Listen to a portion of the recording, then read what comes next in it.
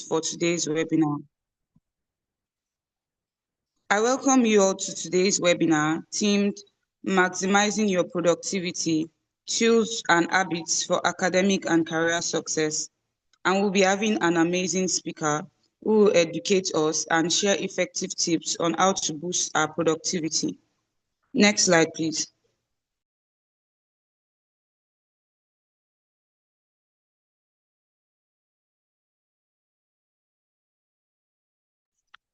This is our event schedule for today. We'll start with the opening and welcome address, then the housekeeping rules. To facilitate clear communication and ensure that everywhere is orderly during the webinar, please take note of these rules. First of all, be aware of your environment.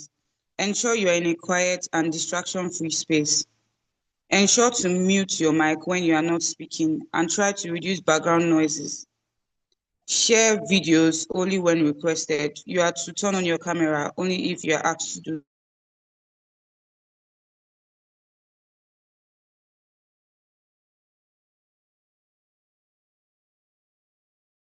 so. Ensure to keep your high volumes when using hands-free devices. Attend virtual meetings while driving. Ensure you get your notes to jot down all our speaker will be sharing with us. Thank you. Next slide, please.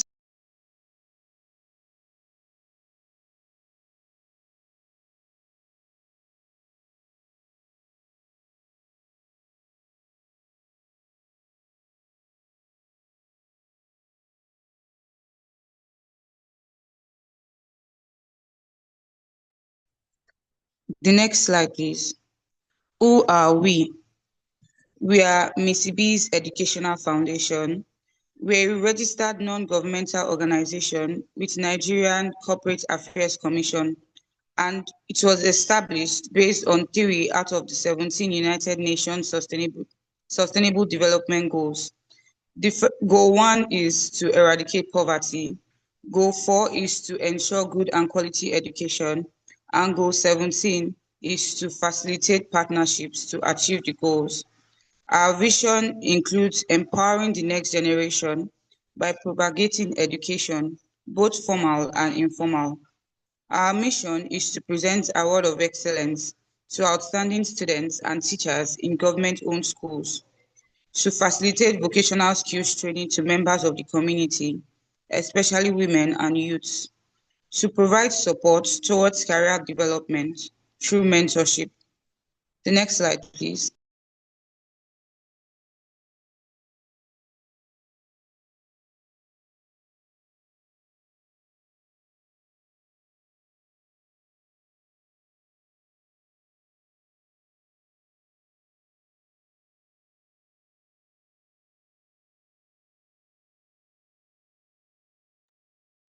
The next slide, please.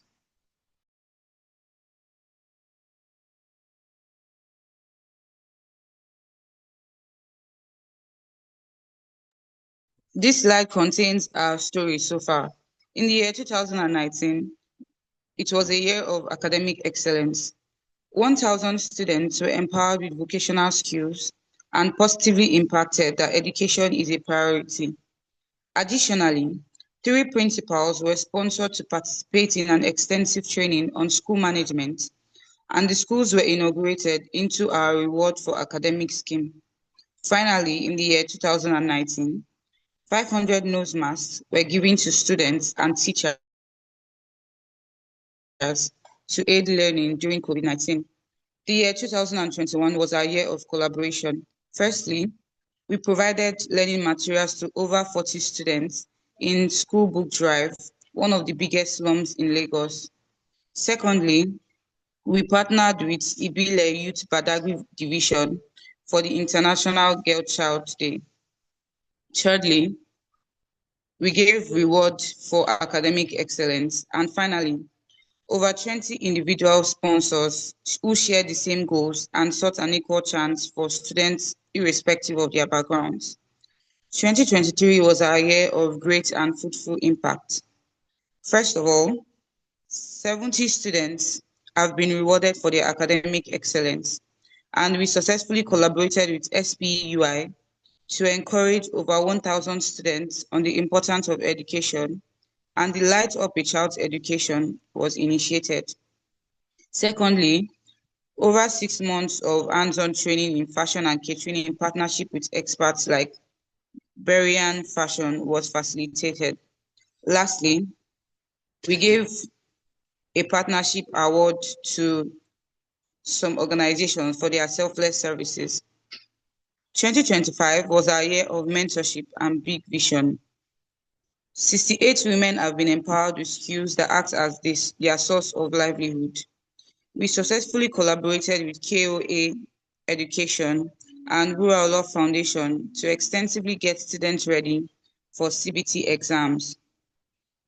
Lastly, over 3,000 students and young professionals have benefited from our mentorship program and scholarship preparedness sessions. So this has been our achievement so far. Next slide, please.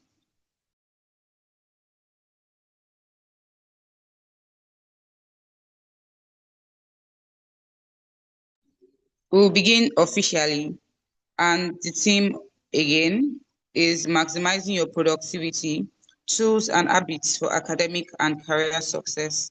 Next slide, please.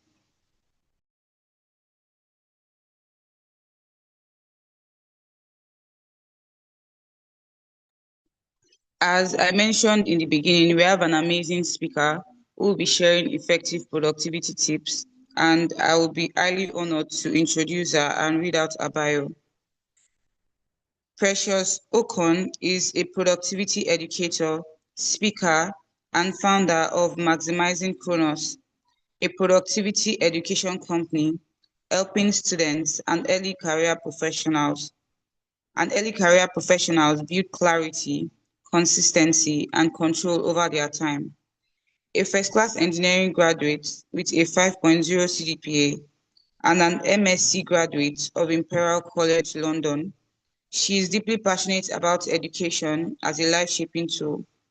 Through Maximizing Chronos, she delivers practical productivity education via Chronos Gym, a productivity masterclass, Chronos Therapy, one-to-one sessions, and more recently, the 30-day to-do list challenge, supporting hundreds of participants to move from overwhelm to intentional action.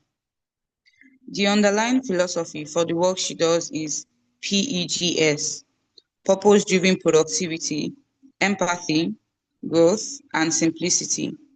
This shapes how every service is designed and delivered. Guided by her Christian faith, she believes excellence and service go hand in hand, a principle she lives out in her work and community. Outside her work, she enjoys solving jigsaw puzzles, learning chess, reading, and the time spent with our meaningful community. Ladies and gentlemen, join me to welcome our amazing speaker as she takes over from me. It's a pleasure to have you, Emma.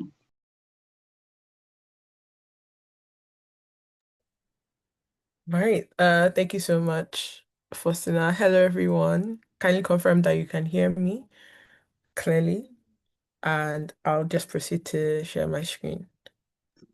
Yes, Ma, we can hear you and see you clearly too. Thank you. Awesome.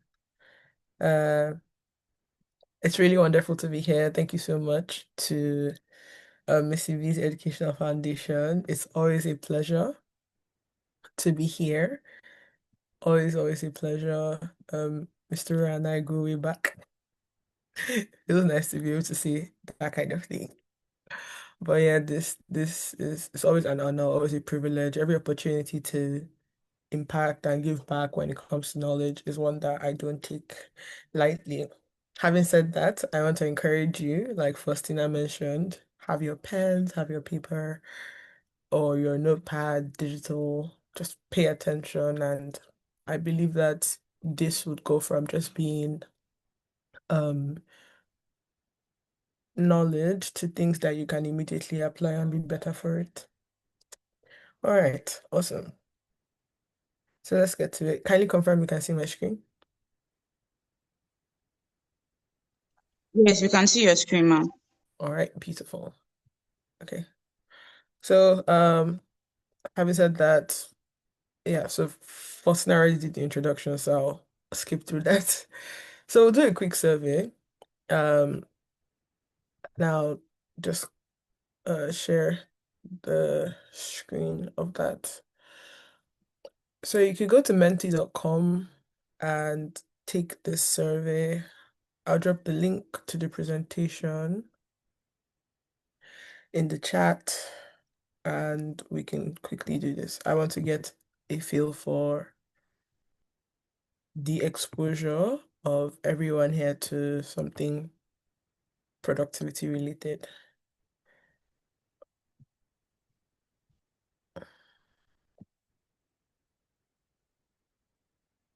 Okay. Confirm you can see the presentation that shows the. So you can go to menti.com or you can scan the QR code on the screen. And so if you go to menti.com, you can enter the code that's here at the bottom, or you can or you can scan the QR code and it'll take you directly to the quiz. So I see that we're like 2, 4, 6, 8.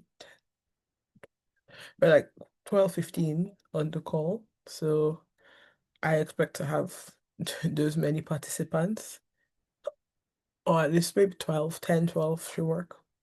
So you could go to menti.com and scan the QR code like this, or type in menti.com and enter the code, and you can start participating in the quiz.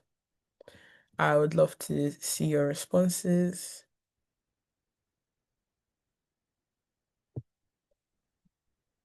So the first question is, which of these have you heard about? Um, if you're responding, then I'll be able to, okay, great. So I see we're increasing. Excuse me. There's only one person. We only have like 5 minutes for this, so I'd appreciate that we respond quickly.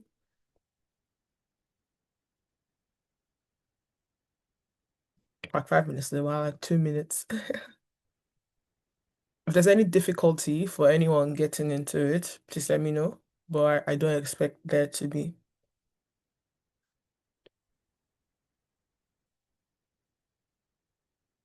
Okay.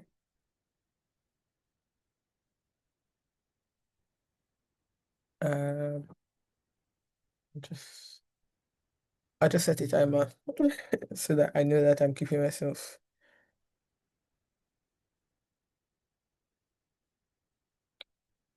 So I set timer 1 minute 30.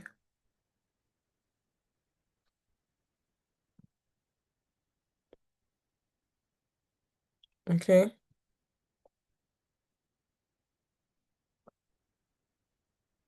great. So we've gotten some responses here. I'll be moving to the next one.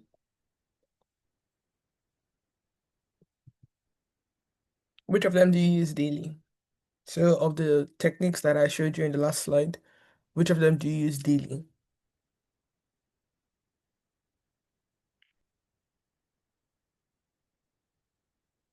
So we have 30 seconds for this part. So it's going.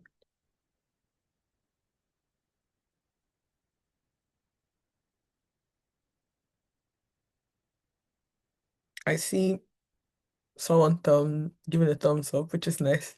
But like, could we respond to the poll itself? Or unless the slides have not changed for you.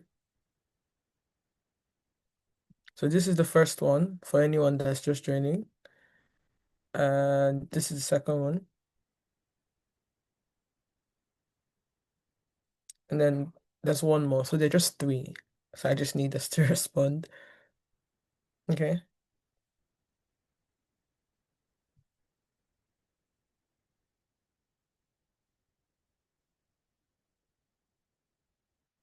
Okay. So my timer just went off. So um I'll move to the next one, which is the final one, and then I'll just get straight to my talk. So thank you for those that are participating.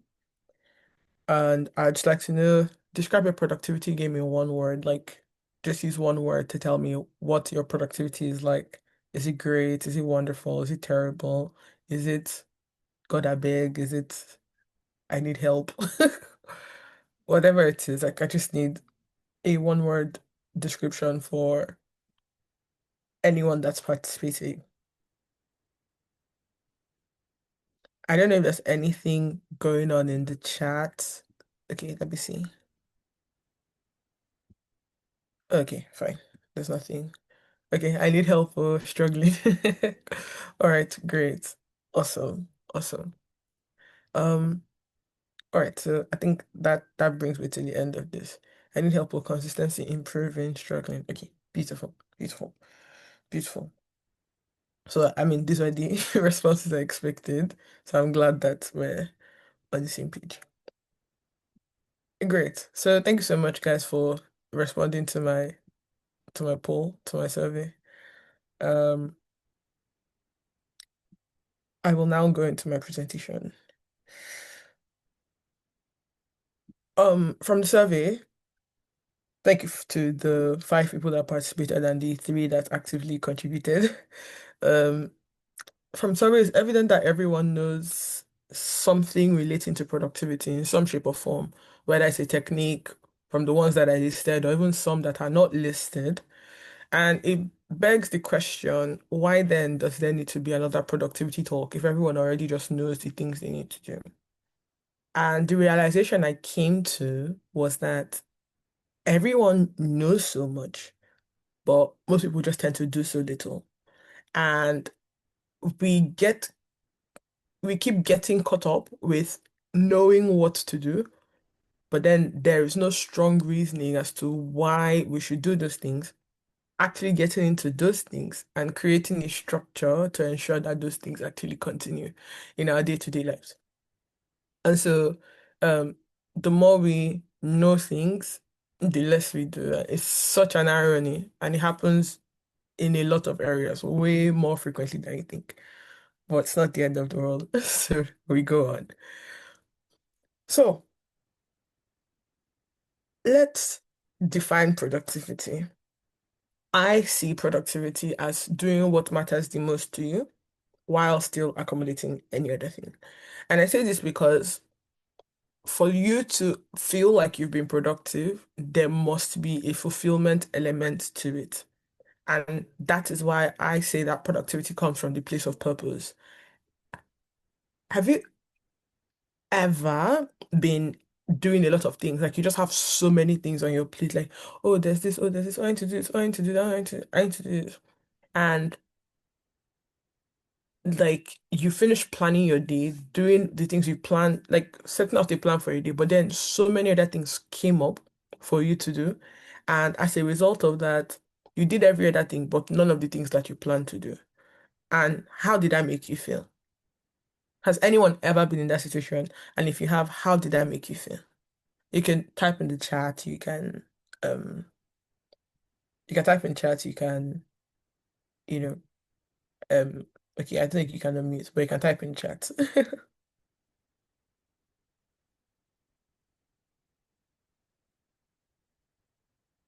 How did that make you feel? Like, have you ever experienced that? So it's not like I'm speaking about something that is a farce or something. Okay, Fosna says that she has, and it made her feel disappointed in herself. Yeah, exactly.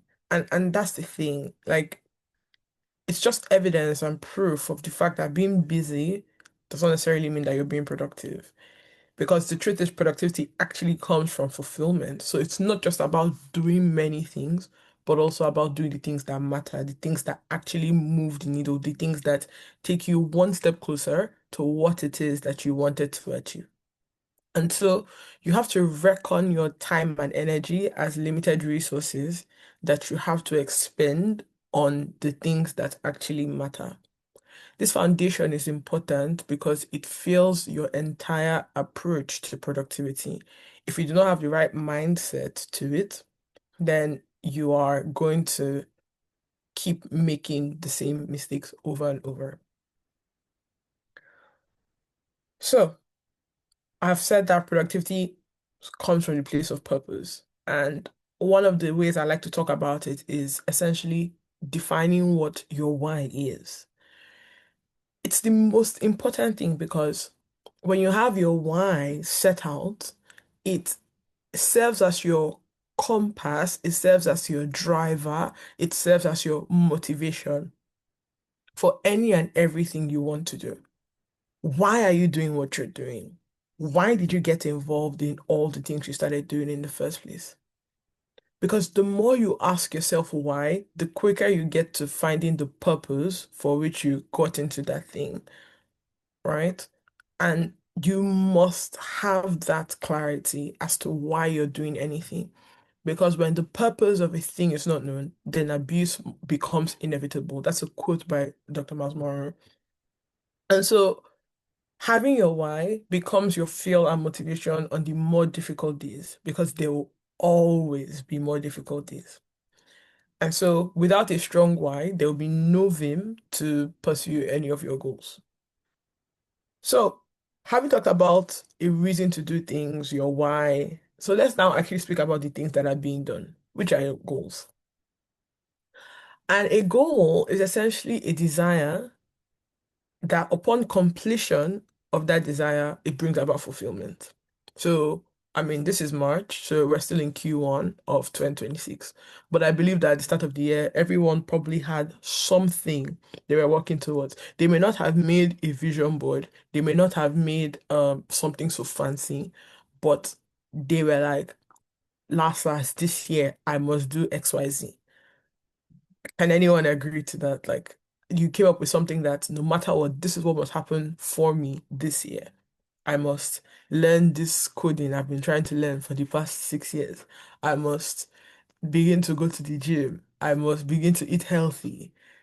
Those are goals. They are strong desires. They are a written form of what it is you want to become. And the thing is, a goal does not have to be grand. And this is one of the places I feel a lot of people miss it as well, because they think that the goal has to be grand, and if it's not a very big thing, then there's no need creating a whole system for it. But what a lot of people don't realize is that it is the accumulation of the little things that sum up to produce the, in quote, overwhelm that we tend to deal with. And I say this because every little thing you have to do per time is essentially a goal. Whether it is that you have to cook the food for the day, that's a goal for the day. You need to um go to the market, you need to water your plants, you need to do an assignment. So goals range from as small as doing an assignment to as big as curing world hunger. These are goals. And until you begin to see that even the small things are goals and are, in quotes, big things that still need to be accounted for, then you're likely to continually be in the loop of being overwhelmed. What do I mean by this?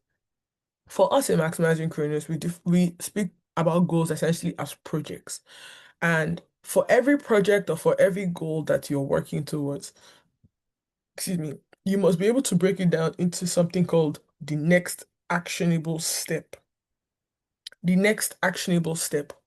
This thing is so big. Okay, I want to carry out my final year project. It's a big thing. Okay, what does that mean for me? You need to break it down. Okay, that means I need to choose a topic. What does choosing a topic entail? Okay, that means that I need to define I need to read more papers to understand to know what is even happening and decide what is affecting my mind. Okay, what does reading more paper mean? More papers mean the next step. Oh, I need to define that, okay, I am going to talk with lecturers to even get some recommendations on possible papers that I can need. Or what does that mean? I don't want to walk to my lecturer and sound like I'm just without direction in some shape or form, even though of course you can still go blank. But then that could also just be the part of a bit of introspection. So what is the next step? The very first step is I need to introspect and determine, like, is there even any area that appeals to me in some shape or form? So that is your next actionable step. For the person that feels that they can go to their lecturer with their head a bit blank, that's fine. So your next actionable step is literally just walking to your lecturer and saying, I'm trying to decide on a project. Talk me through what you think is a good idea. So rather than being fixated on, oh wow, I need to do my final project. I need to do my final project. Have you broken it down to a very next step, a very fundamental step that needs to happen before this thing happens? Do you understand? So that is and it's that next actionable step that then goes onto your to-do list. It's that next actionable step that then becomes your task. This is where a lot of people get it mixed up because, and I'll still talk about that further down in the presentation, but I'll just hint at it here. Because they create um to do this and they are consistently writing projects. And so they keep moving the project from day to day to day. Every day, the same things are on your to-do list. And you never feel like you're making progress. Why? Because you never broke it down and you never actually got to a point of clarity.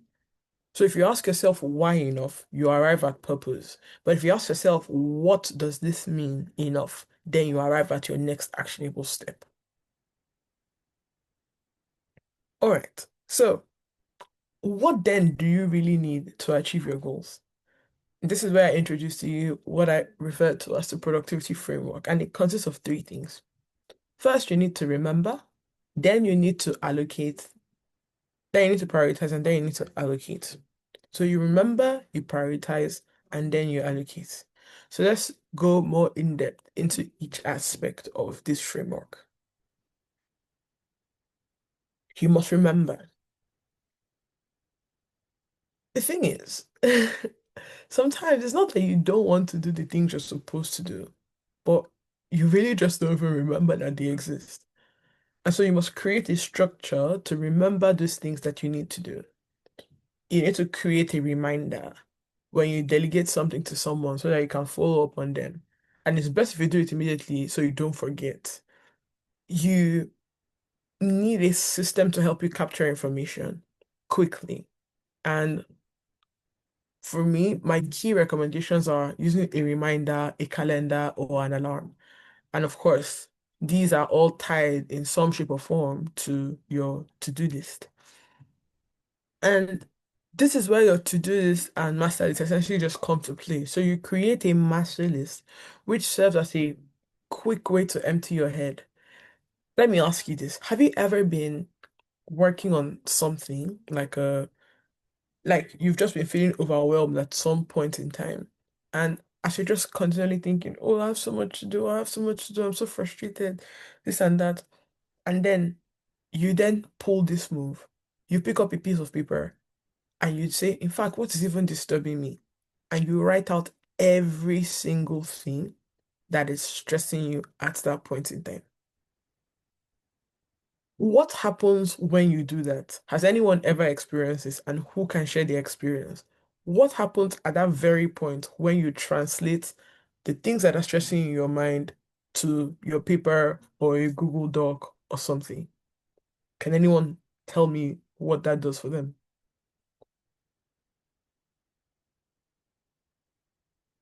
Has anyone been in that situation and what did it do for you? I'll appreciate it if anyone can unmute, that's fine. If you can't, To that's fine. make things easier, if you want to speak, you can just raise your virtual hand. So I'll call your name to speak. Yeah, thank you for Sina. I mean, you can unmute if you want to type in the chat, that's fine as well. Like, I'm okay with either. I just want to ensure that there is participation.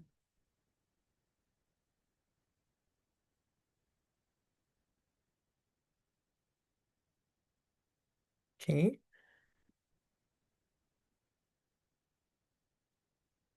I have people here that, I mean, okay, great. I hope that I hope that we're following nonetheless, because I really want us to understand this.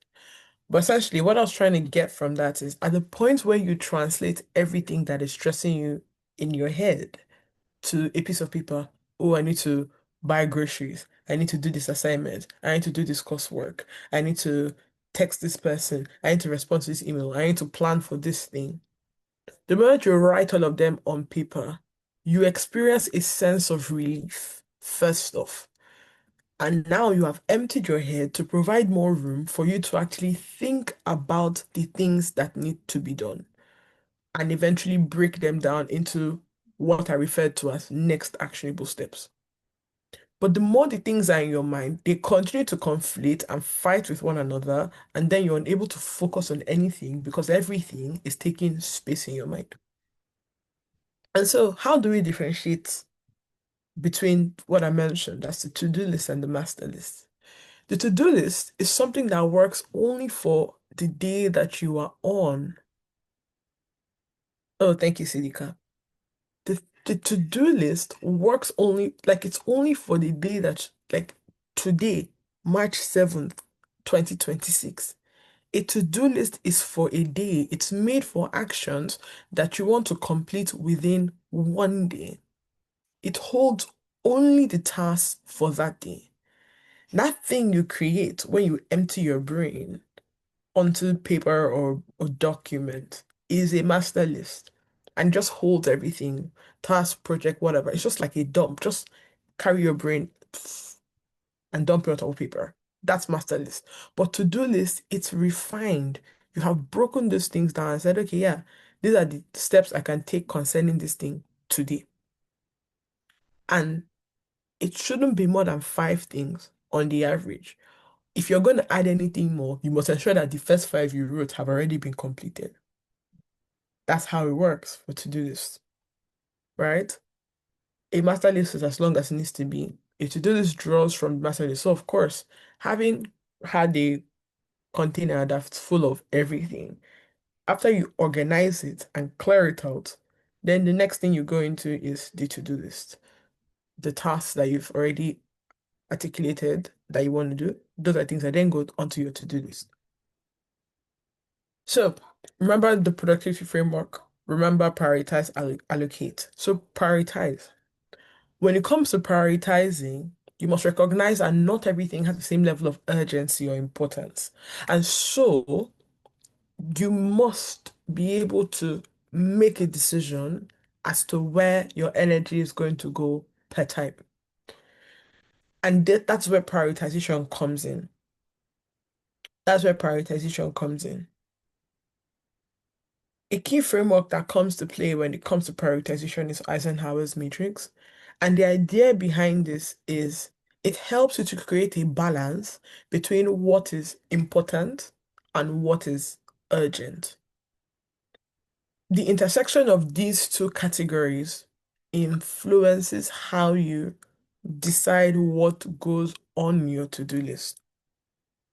And so, when we talk about things that are urgent, what are we saying? We're saying that, oh, this thing is time bound and the deadline is close and requires all of your attention because the deadline is close. So it's usually something that is time bound, and it being time bound affects your disposition towards it. So for example, you have an assignment that's due 11:59 today. That's an urgent thing. Something that's important, it could be a longer term goal that you're working towards. Um, but it matters a lot to you. And so no matter what, you still want to do things concerning it. But then there is a balance between these two priorities. An example of an important thing can be something like, say, your final year project or a personal project you're working on. Say you're into photography, you're trying to capture certain things, or you're a content creator, or you're writing a book. That's an important project to you, and you want to break it down. Okay, I'm going to write so number of pages today, or I'm trying to um at least even try to organize what the manuscript is going to look like holistically. That is an important thing. So the balance between the urgency and importance is if something is important and urgent, then that's your highest priority. That's what you need to do first above all else. And no one ideally should be able to make this decision for you. You're the one that makes it yourself. You only have the framework to help you make the decision, but in the end, you are the one that has to make a decision for yourself. So you determine what is urgent and what is important for you at the moment. Excuse me. And so you do those first. If something is not urgent, but it's important, then you can schedule it to get done later. If something is urgent but not important, then you can delegate it. And what I mean by this is with delegation, delegation can first off look like saying no, that, oh, I can't take on this task, especially when it's something that someone, just put it on you. Because when I talk about delegation, of course, there's the aspect of you handing it down to someone because you have someone else to hand it over to. That's one aspect of delegation. But another aspect of delegation is actually completely even refuting the task and saying no. That someone and then someone else actually is able to handle it. It's important that this is spoken about because many times we tend to feel like we are Superman, we are everything, and if we're not the ones that do particular things, then everything is going to fall apart. And you must understand that you cannot do everything. And until that realization hits, you're going to keep getting yourself in a lot of trouble by accepting so many responsibilities that you cannot keep up with. And finally, if something is not urgent and not important, then that's like at the bottom of the bottom of the bottom of the list. And those, you might as well even delete them, basically. But of course, like, if you do have time, then you can afford to look at them. But if not, you might as well ignore them completely. Finally, allocate. So this is where you create the slots for the things you want to do. So having reckoned that your time is a valuable but limited resource, you must then realize the need to dispense it on the things that matter. So remember, we are talking like when you talk about maximizing your productivity, you're talking about ensuring that you are taking advantage of the limited resources to get you to where you want to be. And so if you recognize that you have time and energy that are limited, then you must allocate them as limited resources that they are to other things that matter. Think of it like your money. If you receive an allowance or you receive a salary, then you're not just going to spend it anyhow because you know it's limited. So you first put things away for things like giving, for things like um savings, investments. You put apart something for birthday gifts. You put aside something for um going out if you're into going to restaurants or things like that. You put aside something for a hobby that you have. You put aside something for feeding because even though you go out to a restaurant, that's different from the food you eat for the 30 days of the month. So you ensure that you allocate all of these things. You put aside anything. I mean, I talk about giving holistically, right? And so you must allocate. And this is where things like calendars come in. You must block out the time for things that matter the most to you, that are more or less immovables. You want to pray at particular times. You want to read certain things at particular times. You create slots for them. And those are like set in stone, more or less. Of course, mind you, the fact that I have a schedule does not mean things cannot be moved around, but the idea is that with proper planning and proper positioning, then a lot of things don't really have to move. For example, there's some things that are constant. Say you pray at a particular time in the morning, or you read a religious book at some particular time in the morning. That is a fixed thing. And so no matter what, you have to build around those things as opposed to building them, finding a slot for those things. Yeah, great. Now, having created your structure for execution, you must also create your structure for reward. And this is a very important part that I feel many people miss out on. This is what reinforces the habits that you're building and causes you to do it again. So the more you reward yourself when you get things done, the more you are inclined to do those things again and again. Now, when I talk about reward, because I think that's one of the challenges people tend to have, that reward seems so huge. Like, oh my gosh, I cannot buy Cold Stone. I cannot buy Cold Stone. Cold Stone is 10K or something. I cannot buy pizza as reward for every time I do something. And that's fine. You don't have to buy Cold Stone. You don't have to buy Domino's. So a reward can simply look like you having a tracker and creating sort of a streak for something. And I particularly used this image. So this is actually from my life. I think this was early January, where I wasn't as consistent with some things I was doing. And I particularly use this image because first and foremost, I wanted to show you that in the end, nothing is really linear.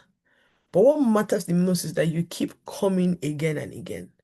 It's rewarding to look and see that you track this. I did this when I wanted to. I did this when I wanted to. And in the end, you have a report that's like, um, that can show you what you're looking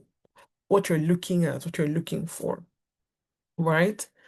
And so a reward can simply just be you checking this thing off of whatever app you're using. So this is actually a habit tracker that I use for the things that for the habits that I'm building, right?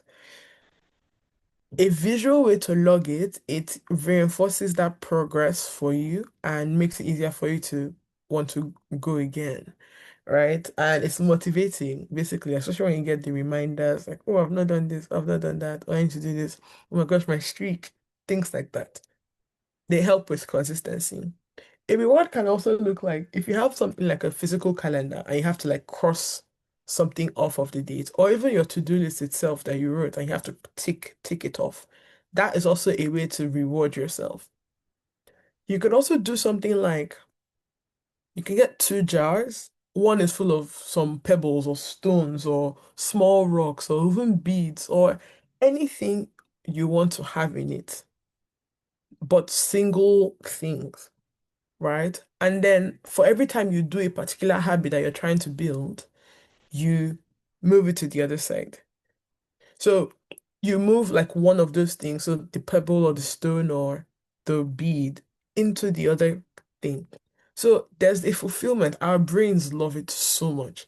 Just consistently moving something to the next level. So if you have something like that for a habit that you're building, it helps to build your consistency because it's one thing to do well on one day, but it's another thing to do well across board. Now, I wanted to speak to focus because I know that that's also one of the areas that people have a lot of challenges when it comes to doing the things that they want to do. Another thing that people try to complain about is procrastination. And one of the reasons I don't talk a lot about procrastination is because with the right system, I believe procrastination dies a natural death. And so, on focus, I'll say this. Having allocated and created a reward system, those are already good motivators to help you keep focused. Excuse me, to help you keep focused whilst you're doing whatever you're doing. That gives you a reward for it, right? That helps you to stay grounded on what you're doing. The fact that, oh, this is already a time I allocated for this thing, and then there's a reward that's waiting at the end for me to do it. But the other part to optimizing for focus is this. When you've allocated a time for something and another thought comes to mind in that period, if you've already allocated a time for that thought that is throbbing, that's coming up again in your mind, then it is easy for you to tell yourself, oh, I've already planned that I'll do this thing. So say, for example, you're working on, let's say I'm working on this presentation slides, and then another thought comes that, oh, I need to go to the market. I've already allocated that I'll finish working on the slides, say 1 p.m. and then I'll go to the market by 2. Like I've already said that I've already made the plan for that, that that's what I'm going to do. So even if the thought of going to the market keeps coming into my head whilst I'm working on this, I can easily tell myself that, oh, I've already said at 2 p.m. I'm going to work on it. And because of that, it's easier for me to stay focused on what I'm doing at that point in time. That's one. Two, for something that you've not allocated, so a random thought that is not amongst things you already allocated comes into your mind. Your next course of action is to document the thought. So just write it down somewhere in your notes, in your master list, where you've created, and just put that thought there that, oh, I've put this thought in this place. I'm going to come back to it. And because it's something that you regularly review, then like you would eventually get to it. Unless, of course, it's something that would require you to, that doesn't take more than 2 minutes to do. And then something like the 2 minutes rule begins to play. So the 2 minutes rule, it was proposed by David Allen, which is just that if something doesn't take, if a thought comes to mind and doesn't take more than 2 minutes to complete, then just do it immediately. And the reasoning behind that is that it can easily fall through the cracks. And because it's so small. And so it's better that you do it immediately.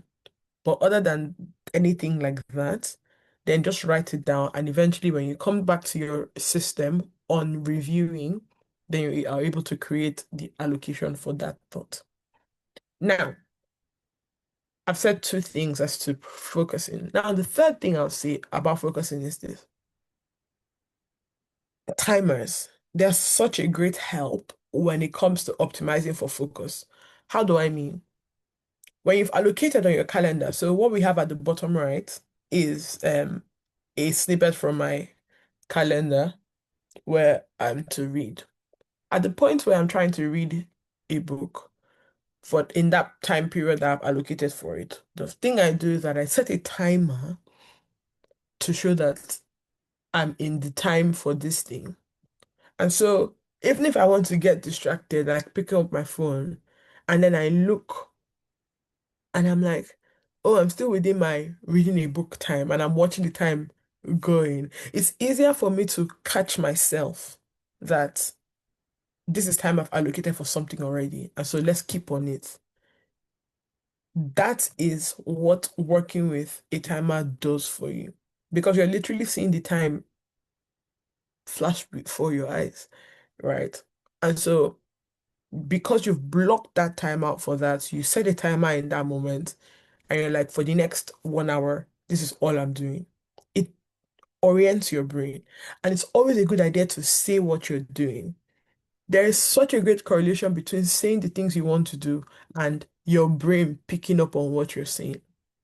Um, and actually aligning everything to work in that. There's research in this regard. So you must, like, it's a good idea to create the timer and then say what you're doing. So in next hour, I want to work on XYZ and I'm working on this for the next hour, and that's my only focus for the next hour. So you focus on that, you do that, and you see that you're better for it. So even if you take nothing else from this, take two things. Create a space for the things, and then set a timer when you're working on it and say it. Say what you're doing at that time. It's so helpful. So helpful. And it's such a game changer. Like implement that like right away. So in conclusion, I have two things. First, any goal that's not bound by time will remain a wish. Many times people just keep saying things like, oh, I want to do this, I want to do that. Like just keep saying, I want to, I want to.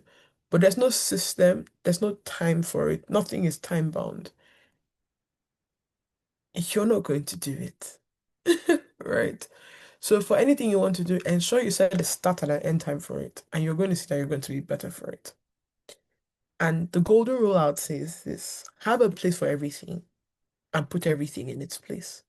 So if you create a space for something, try to get it done in that space that you've created for it.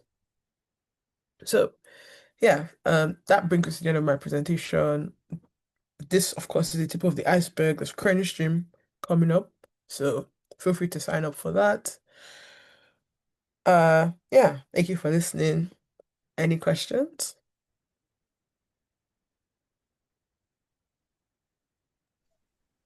Thank you very much, amazing speaker. That was lovely, and I honestly gained a lot. Please let's celebrate our speaker with our emojis. For the question and answer session, please, if you have any question, do well to raise your virtual hands. And if you are unable to speak, just drop your messages in the chat box. Thank you.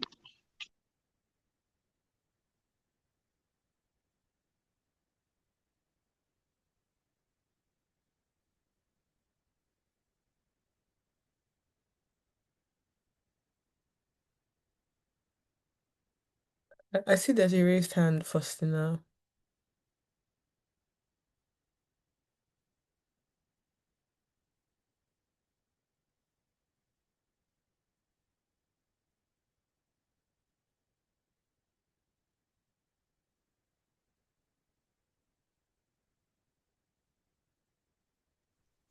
Yes, the hand was raised by the host. You can speak, ma'am. Okay, thank you very much, Precious. Like, this is what they call you are not just talking the talk, you are walking the walk because you managed the time for the presentation effectively. So it was not just you preaching or just coming to present any slides. So I think this is an absolute, like, this is a message to the mentees that we don't just bring anybody to come talk about these things. We bring people that have actually manifested these things that they teach and these things that they preach. Thank you very much. So I have a question. I don't know why these mentees are not asking questions because lately a lot of them have been complaining of being overwhelmed and the likes like that. Obviously, it's understandable. They have to manage school activities, the mentorship program, and all of it. I think there was even a feedback that we got that the it's too much, and he had like the because we asked them how many more how many hours they actually put into the mentorship program before every month, and the feedback was 16 months, sorry, 16 hours, 16 hours in a month, and it still felt overwhelming. And I was like, for something that would actually have an effect on your future self, I don't think 16 hours is too much. So I think the question is, how well do you manage your time? How do you, and I know you've actually like talked about tips, structures, and how to do all of this. So is it that one has to follow everything you said chronologically, or you just choose which works for you, or how does this work? And I don't know. Did you do it like when you were in school, being the president of your SP, graduating? Because obviously you did not just graduate with a five, you did not just get the 5.0 in final year. You've been getting it from the beginning of your academic career down to when you graduated for you to have that clean CGPA. So did you do it whilst doing faith-based activities, extracurricular activities, and all of these things? So how did you get this thing done? I just need a practical answer for them. Thank you. No worries. Thank you so much for Mr. Ra for that question. I think it's a really good one. So the thing is, there is like there are things that must happen, but they don't have to happen the same way for everyone. What I mean by this is that everyone needs to have a calendar that is holding everything they need to do. But it doesn't have to be like a calendar because even when I was in school, a I worked with a reminder system as opposed to a calendar. Then later on, I then transitioned into using a calendar so that I could actually see my full day at once. And full week, full month, just have that eagle eye view. But the principle is this: have a place for everything and put everything in its place. And if you get that, then you can do anything. What I mean by this is this: if you write out any and everything you want to do, like um like all of your present commitments. We call this decluttering. So of course, like within 1 hour, there's only so much I could talk about, but like it's broad, which is why they have to be long classes. But the idea is this: you write out every single thing you need to do. So I am a student, I have classes, I receive assignments from these classes, I um I'm engaged in a faith-based activity. I volunteer with this group. I'm part of this mentoring program. So these are the five key responsibilities you have. When I was in school, I I put myself like I prioritized to like three key things. I said I designed it that my ultimate stressors were going to be three things. My academics, SPE, which was the society I was volunteering with, and my faith-based activities at school. So those were the three activities that were going to take from me. And that was prioritization. And so every other thing was easy to either say no or ensure that these other ones have been taken care of before I can take it to add to my plate. But then if you don't even fully know the things that are taken from you, then you are not on your way to creating the space to take to accommodate any other thing that you want to work with. So the first step is always decluttering. Be clear on all that is taken from you. It's like when you want to work with money. I think money and time, like it's a very good parallel that can be drawn between both of them. If you want to budget your allowance, you must first know where your money has been going. Oh, I've been buying shawarma every day. And shawarma now I heard is 6K, 7K. And yet your allowance is 30K. You don't have money now. You don't know it, but you don't have money. Do you understand? So you must first know where things are going. So having decluttered, the next step after decluttering is to create like an idea of what a typical day looks like. So you want to see like, okay, I I I typically wake up at this time and then I do this, I do that, then I go to class. When I go to class, I do this, I do that, I come back. So and you must have times when you're arranging for these things that you do, right? Now, when you have that idea of what a typical day looks like, then it becomes easier to begin to fit in other things into the existing spaces. Now, when you're writing this list of things that you typically do or what your typical day looks like, don't write it like who you're trying to become. Write it based on what presently exists. Because that's one of the biggest mistakes I see people make when they're trying to build schedules for themselves. They write a schedule, they say, I will wake up by 3 a.m. You've never in your lifetime woken up by 3 a.m., but you build a schedule that will start by 3 and will end by midnight, which means you only have 3 hours to sleep. And you've never done anything like that before. The earliest you've woken up in the past 6 months has been 8 a.m. And you don't want to start building your schedule based on that. You're building it based on, oh, I wake up by 3. And now all the activities you pack between 3 and 8, they never get done because you're blanked out. You're asleep at that time, right? So there must be an element of honesty in that, in like writing what you can actively even take on in the first place, right? What you can actively take on in the first place and what is currently going on. So having looked at what your day currently looks like, you then define what immovables are. Oh, this I can move, this I have no control over. So like things are external, for example, classes, right? They're out of your control. You can't move those around. Of course, they can move, but you can't move them then. It's not the same, right? But they're external things out of your control. But then you know the ones that are within your control, and then you begin to move them. You then begin to move them around and then create the slots for these other new things that are coming up, right? To put them within within the space. And then after you translate this into your calendar, and you must have regular reviews of these things. So a weekly review is a good idea. but I'm even beginning to lean more towards maybe every 3 days as opposed to every week, because sometimes there's a way it can also get a bit overwhelming when you're only looking at it at the end of the week. But even for a start, a weekly review is also a good idea. So process, declutter, write out what your typical day looks like. Um, define what your immovables are and identify time that's just going away.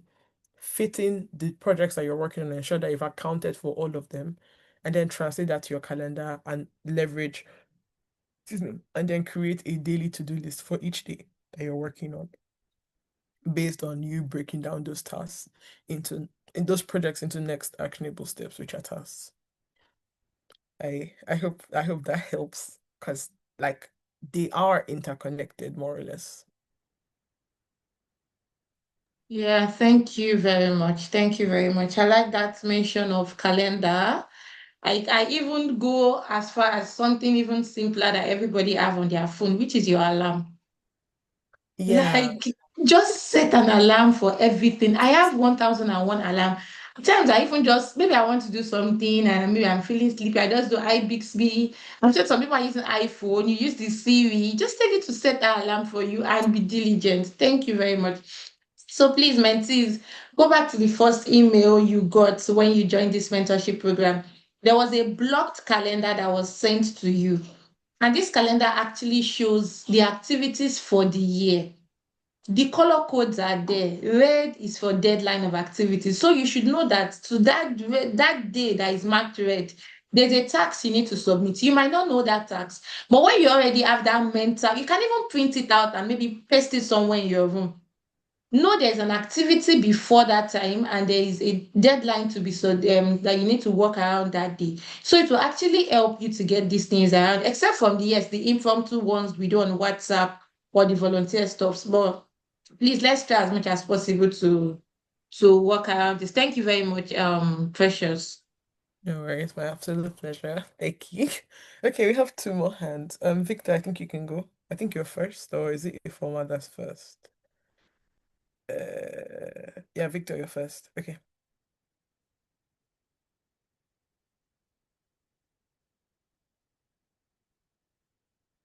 Okay. I guess you lowered your hand. Victor, you can go on with your question. And please keep it brief and straight to the point because of time. Thank you.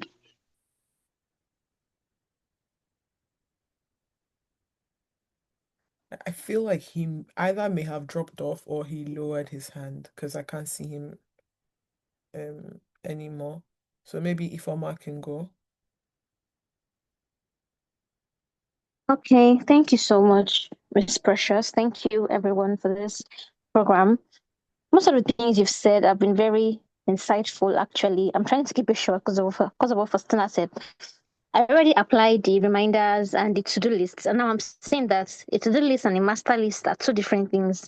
I like how you really highlighted that. Now, my question is, the visual tracker that you showed, that you one of the slides, how did you go about that? Right, that's the first one. Is that an AI something that could, help us automate the visual tracker? That's the first one. Yes, this slide. Yes, this one. Then the second question. If you were to give just one single advice, like one single mindset that we should just have towards mastering time, scheduling your personal life and all of that, what would it be? Because I usually use calendars for only just meetings. But now you're saying you can use calendar like a book or texting someone. Is it not too much? Using calendars, reminders, alarms, which one should one start with? And what's that just single advice you would leave for us to master time? All right. Thank you so much. So to answer your question, the first one, this is an app that I use. It's called Habit Tracker, I think. I mean, this is not paid. I should probably like meet them to become a sponsor or something, or an influencer for them. But yeah, it's an app I use. It's called Habit Tracker. Um, and I just log my activities. So you create the activities, you create the frequency for them, and um, so the ones that are boxes are the ones that are boxes are things that I've logged as places that I need to do an activity on all of those days. The ones that are like circle and cross means there was never supposed to be an activity on those days. Um, yeah. And so when they're done, they're done. I just give them different colors because that's how I work. You spoke about calendar. This wasn't a question, just like a side comment, but there's a difference between what should go on your calendar, what should go on alarms, and what should go on reminders. So I find I tend to use alarms more as disruptors, especially for example, for things like waking up, for things like if you're in the middle of like you know that it's easy to get engrossed in something, but then you need to do something in the middle of all of that. So it gets you out of that. So the reason why I don't have an alarm for everything is because I can easily get overstimulated and it's and also I've had embarrassing moments in meetings when my alarm to do something rang and I didn't know how to feel about myself. So I said that I'd rather do calendar where like there's a buzz for something. So the reason why I have everything on my calendar and I think it works is because it like you can literally see the slots. So I mean I can't show let me see. There's a blur. Let me turn off my blur. I think that could help. So this is my personal calendar, right? So there are different activities and they have different color codes for different types of things, right? And so because of that, I literally can look at this and know what's happening per time and plan adequately. Nothing is too small, like especially for things that are recurring events. So for example, some of these things are recurring events. And even when they are not recurring events, they are like meetings that can happen at different points in time, right? So it just helps to help you know like where things are. And it also improves your flexibility because if someone's like, oh, let's randomly do this thing, and then you look, okay, I'm free then. Oh, I'm not free then. But even if I'm not free then, I can move this lower. So because you know where everything is, you can afford to know when to move other things, as opposed to like you just accepting things randomly with no plan for them, right? Yeah. One piece of advice I can give when it comes to productivity, it'll be rather um what do I see? Unexpected, which is that you should be a person of integrity. And the truth is that for every vote you cast in the direction of integrity, the closer you get towards achieving your goals. So the fact that you said you're going to do something on a particular day, and if you said it and you don't want to break your word, then it pushes you to get that thing done no matter what. So, of course, like I said, this is just an hour, so there's only so much we could cover, but like, which is why we have the extended teaching over the course of a few weeks, starting next week. So, but all in all, like, be a person of integrity. Like, that is it. That is it. And you're literally on your way to being more productive. Yeah. I hope that helps, Ifoma.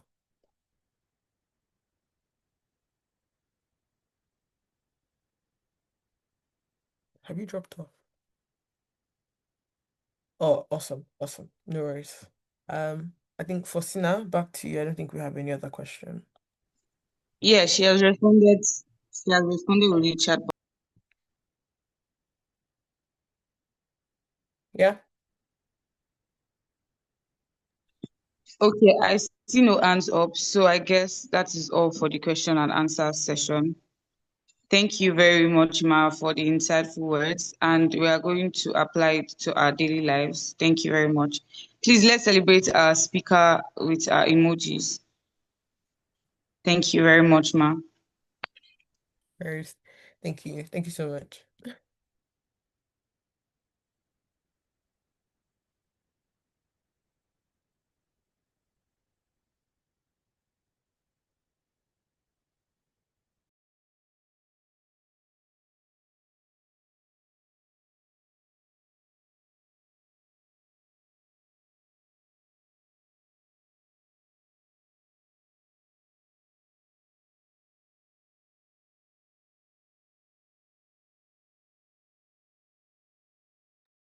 Hello, can I go ahead?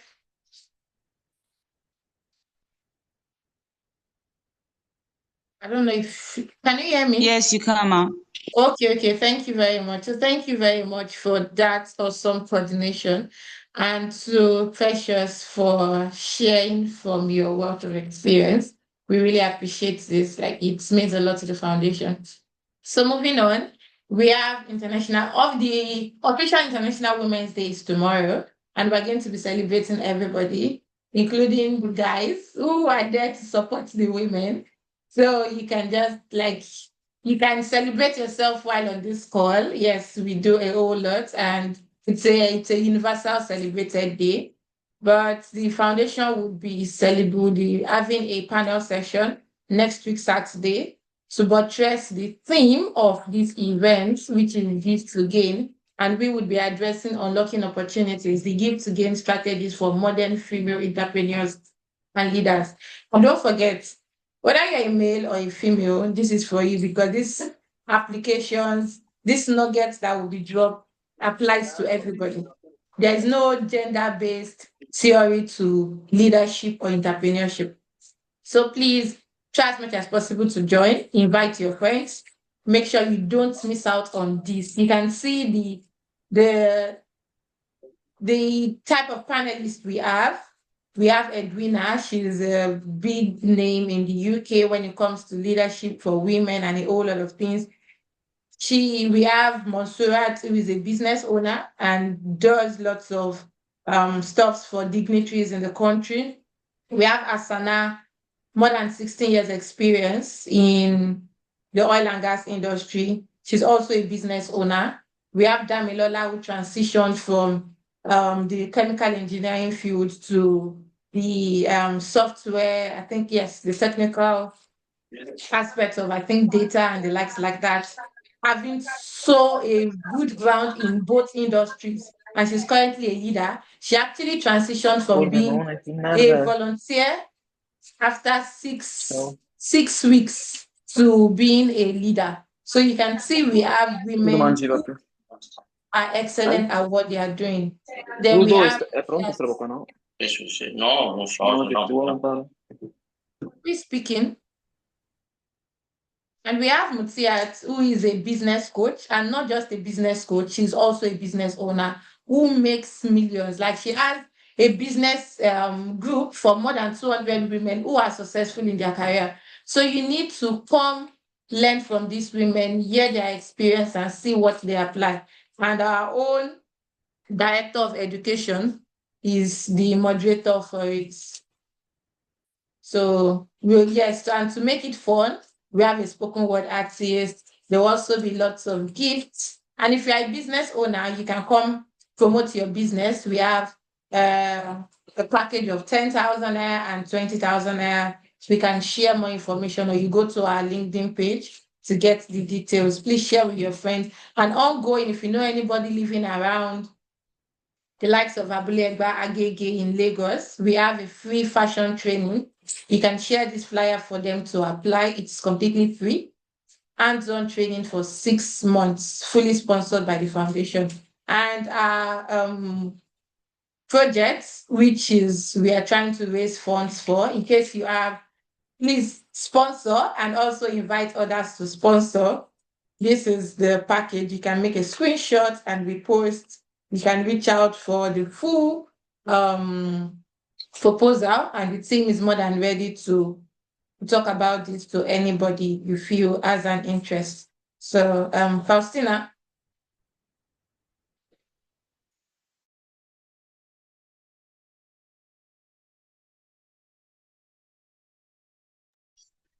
Okay, thank you very much, ma. Like she said, we're all encouraged to actively participate in this process. Next slide, please.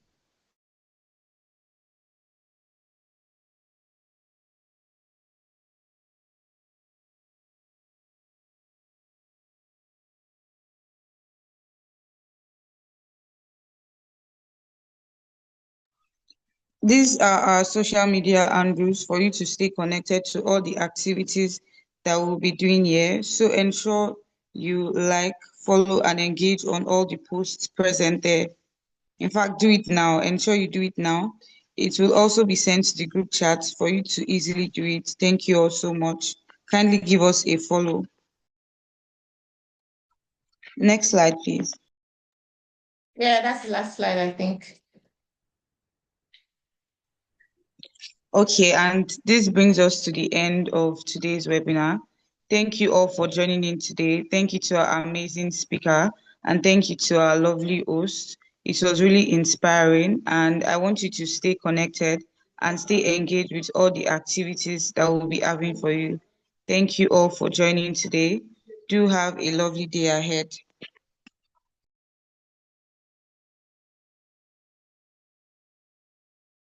Yeah, bye.